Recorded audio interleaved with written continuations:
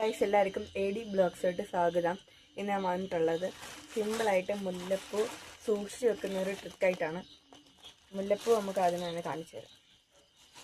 ഇങ്ങനെ എയർ ടൈറ്റായിട്ട് ഒരു ഇലയും എന്നിട്ട് മുല്ലപ്പൂവും അതിൻ്റെ മണ്ടയ്ക്ക് ഒരു എയർ ടൈറ്റായിട്ട് അടച്ചു വെക്കണം. എന്നിട്ട് ഫ്രിഡ്ജിൽ സൂക്ഷിക്കണം. ഫ്രഷ് ആയിട്ടിരുന്നോളൂ. കാണിച്ചു തരാം.